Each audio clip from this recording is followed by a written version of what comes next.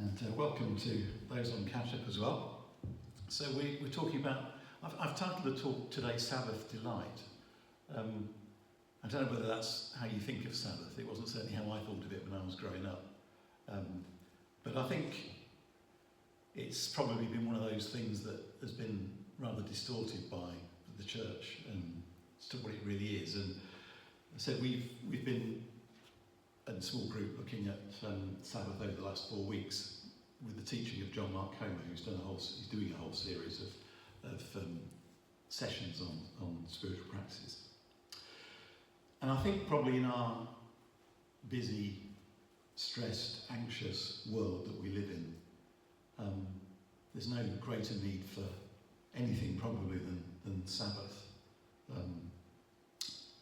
And to rest for a period of 24 hours, which is God's great gift to us to do, but is very hard to do in our culture, which is so built around rush and hurry and achievement and accumulation, those things that are the gods of our Western world, those things that give us validation, that it's hard to sometimes stop and to build that kind of rhythm into our lives. Our culture is really obsessed about doing and not being. And there's a lot of pressure on us to conform to that, and in so many ways it makes it hard for us to do Sabbath. It's something that's very personal to me because, I mean, looking back on my Christian life, I probably never have done Sabbath properly or even attempted to do it until maybe 2 or 3 years ago. And it's made a huge difference to me. And that came about really because I was, when I was working full-time and planting the church, as you can imagine, I never really took a Sunday off or took a day off for quite a long while. And my pattern of life was much as a lot of the pattern of our world is, which is kind of work, all vacation. That'll help me out. Work. Always another vacation. Work. That was my pattern. And I thought as long as maybe I took 2 weeks off a year, went away on holiday, and perhaps managed to spend a little bit of time doing, being quiet and still other times, then I could survive. And I found I couldn't.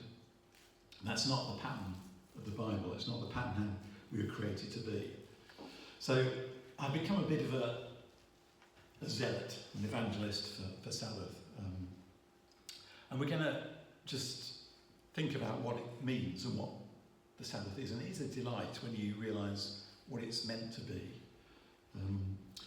So, firstly, Sabbath is a day to stop. And I've just put this reading in. This is from Exodus chapter 20. Remember the Sabbath day by keeping it holy. 6 days you shall labour and do all your work. But the 7th day is a Sabbath to the Lord your God. On it you shall not do any work, neither you, nor your son, nor your daughter, nor your male or female servant, nor your animals, nor any foreigner residing in your towns. For in 6 days the Lord made the heavens and the earth, the sea, and all that is in them, but he rested on the 7th day. Therefore the Lord blessed the Sabbath and made it holy. So, the word Sabbath in Hebrew is Sabbath, which means to stop or to cease or to be done. And that's the word that's used there when it says that God rested on the 7th day. It means he stopped. And that's a rhythm that's built into our world, I think. I think we are a bit like cars in the sense that we have to learn how to stop because if you don't, you crash. Eventually you do. It doesn't matter. It can take a while, but eventually if you don't learn how to stop, you will crash. And there is a rhythm which, and the reason I think that in the commandment there, it appeals to God's creation, was that there's a rhythm that's built into our world. There's a lot of debate about whether Sabbath is, is it really a command anymore? It sort of hasn't grace done away with all of this stuff. And yes, in a sense, it has. But I think that these laws, that particularly the Ten Commandments, are laws that are not about laws in the sense of rules, but they're laws more in the sense of the law of gravity is. You know, the law of gravity is built into creation. We know that. You can see it. But the law of Sabbath is also built into creation, and that's what Jesus was, or what that commandment in Exodus 20 was trying to say. That just as God built it into creation when he first created it, it's part of the rhythm of life. And if you go against it, although it's not a law in the sense of a rule, it's what God's designed us for. Someone once said that if you go against the fabric of creation, you get splinters. And that's how it is. If you go against the fabric of Sabbath, then you will find that you get splinters. And yet we're not very good at doing it, are we, really? As I said, it's taken me a long, long time in my Christian life to come to realise how I need to do Sabbath and to do it well, and just to be able to stop. And stopping is something that's actually quite hard to do in our world. I came across this quote from a guy called A.J. Swoboda, I think. He says, "The Sabbath has largely been forgotten by the church, which has uncritically mimicked the rhythms of the industrial and success-obsessed West. And the result, our road-weary, exhausted churches have largely failed to integrate Sabbath into their lives as vital elements of Christian discipleship. It is not as though we don't love God. We just don't know how to sit with God anymore. We've become perhaps the most emotionally exhausted, psychologically overworked, spiritually malnourished people in history." So if we don't do Sabbath, then we do eventually become unproductive. When in John Mark Comer's talks on Sabbath that we've been listening to on a Wednesday night, one of the things he said, which I thought was very interesting, is that there's been one experiment in the world's culture of changing the 7-day week. And they did it as part of the French Revolution. They tried to increase productivity by going to a 10-day week. And not surprisingly, what they found is that people became more stressed and productivity went down because obviously people weren't getting that Sabbath rhythm. Very interesting. So we become unproductive, we become unhealthy, we become disconnected, we become fractured as people when we don't do this rhythm and actually stop. And actually, I think coming to a stop from our work lives is an act of trust. It's an act of trust to say, when there's pressure all around us, to keep going and keep doing, to say, actually, I can leave this with you, God. I can leave this with you. I can just stop, and I trust you. And it's hard to start doing that, actually, because there's so much pressure, so much, sometimes inward pressure within ourselves to keep going and keep doing. We lay burdens on ourselves and pressures on ourselves. So it's an act of trust in God to do it. And many of us find it very hard to do this and actually stop. But we need to do it.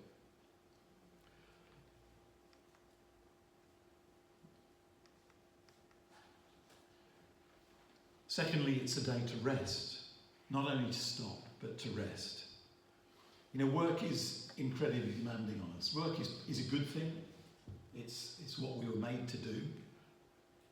But we're not made to do it all the time. And work, no matter what type of job you do, whether it can be physically demanding if it's that type of job.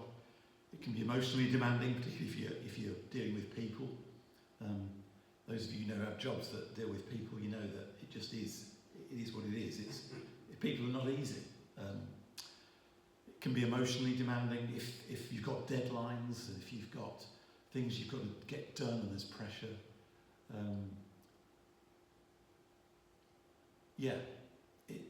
And in our culture, we, instead of making it, instead of all the technology and stuff making it easier, it's somehow made it even more demanding on us because they can get hold of us all the time and so on. So we do need to rest. You know, all of that draining that we have in different ways, whether it's creative draining if you're doing a job which is, you know, you have to think a lot about, or if it's people or if it's physical, whatever it is, it drains us, and we just need to recharge our batteries. We need to let go of the demands, and we need to slow down and allow our lives to slow down and catch up and live and begin to live in the moment. Actually, that's one of the things that I think Sabbath really helps me do, is to get back to living in the moment, because so often we can be almost living in what's happening next, and our work sort of forces us to do that so often. And when I just slow down and allow life to be an easier pace, and have a day when I don't put too much into it, it just enables me to live in the moment and slow down and connect with God. So it is about recharging the batteries. It's about resting. But it's also about resisting the enslavement of our culture. It's interesting that in the, you probably know this, but the Ten Commandments are repeated, and in Deuteronomy 5, the Ten Commandments are listed again. But this time there's a subtle change, and the change comes at the end. Instead of appealing to God's work in creation, the commandment this time appeals to their time of enslavement in Egypt. He says, this is why you should do Sabbath. You should remember that you were slaves in Egypt, and that the Lord your God brought you out of there with a mighty hand and an outstretched arm. Therefore the Lord your God commanded you to observe the Sabbath day. And I think what Moses was doing there was reminding them that they were once slaves. And in that period of time when they were slaves in Egypt, and they were making bricks day after day, after day, after day, after day, they never stopped. They had to do more and more and more. And that's what slaves do. They just keep going until they drop dead. And Sabbath is a day when we resist that sense in our culture that you keep going, you keep going, you keep going. We do have a choice. We have a choice to stop. And it stops us from getting into that cultural moment that we live in the West, which says you can't stop, you can't stop, you've got to keep going, you've got to keep going, you've got to prove yourself, you've got to keep working. And it's a resistance to that enslavement almost of, I must achieve, I've got to accumulate more, I need more stuff in my life, I've got to keep working, I need to be secure, so I've got to keep working. And it's a resistance to that, because God brought them into a place and into their own land where they didn't need to work 7 days a week, but they could actually take a day's rest with God.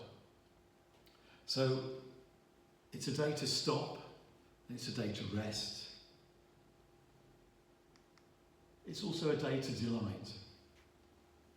And I love this passage in Isaiah 58, which says, if you keep your feet from breaking the Sabbath and from doing as you please on my holy day, if you call the Sabbath a delight and the Lord's holy day honourable, and if you honour it by not going your own way and not doing as you please or speaking idle words, then you'll find your joy in the Lord. And I will cause you to ride in triumph on the heights of the land and to feast on the inheritance of your father Jacob. For the mouth of the Lord has spoken.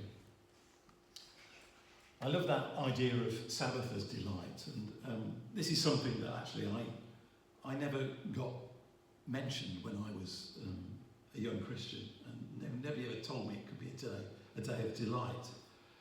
Mainly because probably it was a Sunday and it was all built around, you know, going to this meeting and the next meeting and the next meeting, and it certainly wasn't a day of rest.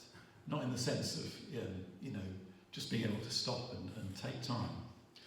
And it was full of lots of restrictions, as it, you know, used to be.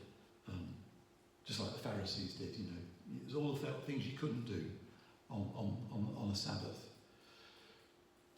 And I've come to realise that it's actually a day when we can do things that we delight in, that really feed us. And that's been revolutionary to me. I love this quote from Tim Keller. He says, because the world is so full of ugly things, we need the Sabbath to feed our souls with beauty. So I've begun to, I love, we have Mondays as our, not just, it is our day off, but it's not just our day off, it's our Sabbath day. And, because obviously I work on Sunday, so, and it's become the day of delight for me. I love it. I almost think of it as like a weekly holiday, which is where, thinking of holy days, where holiday comes from. So I try and do all the things I would do on a holiday, really, or some of the things I would do. And they're all going to be different for each one of us, but they're things that we do to delight in. So John Mark Comer talks about pleasure stacking, which is something I'd never thought about, but so it's almost like reserve all the pleasure stuff for your Sabbath day. So whatever that might be, and it's all different for each of us, but feasting, reading, walking, getting out in nature, doing your hobbies, being with family and community, playing games, sleeping, napping, enjoying entertainment. All of these things are things we can do on the Sabbath, and we can delight in them and enjoy them. Just, I mean, for me, you know, we vary what we do, but these are just examples of what we like to do. Last Monday we went, it was a lovely day, so we went out to Croom Court, you know, the National Trust place, and we had a lovely walk around, and we had tea and cake in the coffee shop. It's beautiful. And it was just a lovely rest. The sun was out, nature was beautiful, wonderful. Helped me to slow down and rest. A couple of weeks ago on a Monday evening we went over to the theatre at Malvern, and they were putting on the Mousetrap, and it was wonderfully done. Some brilliant actors, some people have been on telly, and it was just a delight to be there and to enjoy it, and to enjoy the delight of actors who do their thing so well.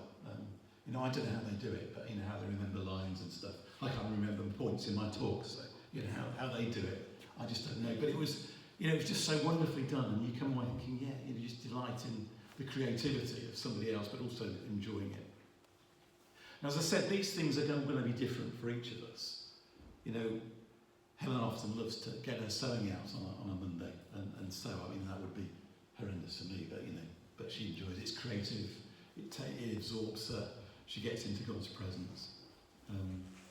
And it, you know, so sometimes the best thing you can do is just sleep, actually. So if you need to spend some of your time just napping on a Sabbath, then do it. But it's a day when we can just enjoy all these things and enjoy them in the presence of God. So I don't know whether you've ever thought of Sabbath as a day of delight in that sense, and actually doing those things that you enjoy, and enjoying God in them. So, and fourthly, it's a day also, obviously, to connect with God. You know, we're saying it's a day of delight, and you know, stack up some pleasurable things to do on a Sabbath can tap into our sort of hedonistic, selfish world and think, oh yeah, I can just enjoy myself. Well, you can, but it is also about connecting with God, because the seventh day is a Sabbath to the Lord your God. It's relational in that sense. It's directed to him. So it is a day to connect with God. It's a day to be with him in a special way. So whatever I'm doing, if I'm doing those enjoyable things, reading a book or whatever it is, I just do it slowly, and I do it thanking God and being with him. And it is a day to be deeply aware of his presence, delighting in his gifts, being thankful for his beauty, and doing things. I mean, we do worship, and we meditate, and we sometimes reflect and have some times of silence. And all of that helps me connect with God. So it's a day to do all of those things. It's a day to stop. It's a day to rest. It's a day to delight. And it's a day to connect with God. And let me just give you some practicalities. When? Well, again, that varies. I mean, it's always traditionally been the Sunday, but for work patterns and various things, maybe that's not the best day. It isn't for us. Some people do it like the Jewish way, Friday night to Saturday night. Find the best day for you. Sunday obviously is a time when you can come and be in God's presence here in church. The time where you can worship and connect with God, so that's helpful. So maybe Sunday's the best day, but it doesn't have to be a Sunday. It's not rules. The Sabbath was made for man, not man for the Sabbath. So we need to work out these things ourselves. Start where you are. If this is alien to you, if you've never really done this before, then it is hard to start, and we found it very hard when we first started doing it. So sometimes if you just need to start it with a part of a day, then that's fine, and work through it and work up, then do that. We all have different backgrounds, different lives, we're at different stages of life and all the rest of it. So, we just need to be kind to ourselves. It's not start where you are. We need to create boundaries. We need to prepare for Sabbath and plan for it sometimes. We need to put boundaries in place, things that we won't do, whether that's techie stuff, whether you won't look at emails and stuff. We certainly don't. We don't look at emails, church emails, or answer the church phone on a Monday. And that was quite hard for us at first, for both of us, just to ignore it and say, actually, no, I can just let it go. I can trust God. I don't need to be answering it. And I need not to be answering it, actually. So you will find some resistance to it. Inner resistance, that sense of I must do this, or I must catch up with that, or external resistance. People expecting things of us, and making demands of us. And so we have to communicate Sabbath to people and let people know that's our day when we're not working. If you need to do that. So expect resistance. Some questions to ask yourselves. This is just practical help about what to do on Sabbath. Is this ceasing what I do on work days? That's the most obvious question. Just don't do anything that's related to it. I wouldn't do the church accounts on a Sunday when I was working as an accountant. That's the kind of thing. Is this restful, or is this something that stresses me? That's really important question to ask. I will sometimes cut the grass on a Sunday on a Monday, on my Sabbath day, because I find it quite restful just to be cutting the grass, not thinking about anything else, being with God outside. And that's, to me, not stressful, and it helps me connect with God. But I won't put up some flat-pat furniture on a Sabbath, because I know that stresses me out. It might be restful to you, but to me, that would be something that would stress me out no end. So, I would definitely not do it. That's on my no list of what to do on a Sabbath. Does this activity bring me joy and delight? Do I find myself grateful and connected to God? And if it is, then that's something to do on Sabbath. And does this activity connect me more deeply to God and His goodness and His beauty? Does it help me get into His presence? So hopefully those practical questions might be just some things to help you decide what you will and won't do on your Sabbath day.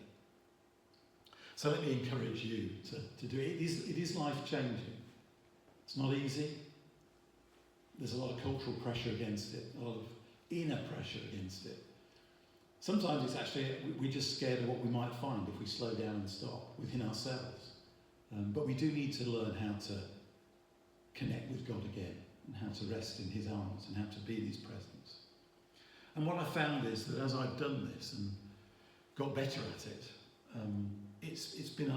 rhythm of life which has leaked into everything else. So that I found myself more connected to God on the other days when I am working. And I've found myself less rushed on those days. My life generally has become more slower, more connected, less harassed. I'm still getting there, but it's better. And one of the things that John Mark Comer said, and I realise that I'm not there yet with this, is that ultimately you should get to the point where on your Sabbath day you don't even think about work. Now that challenged me because I realised although I don't do any work on Monday, I can still catch myself thinking about it. What happened yesterday at church, or what I need to do this week. Even though I'm not doing it, it's still going on in there. So getting to that point where I can let it go completely, and I'm trying, I'm getting better. But it's not easy to actually get to that point where it's not even something going around in my mind.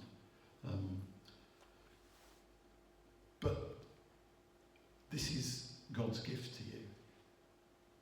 It's God's beautiful gift to you. That you have this rhythm that's built into creation. That you work for the 6. You stop. You rest. You delight.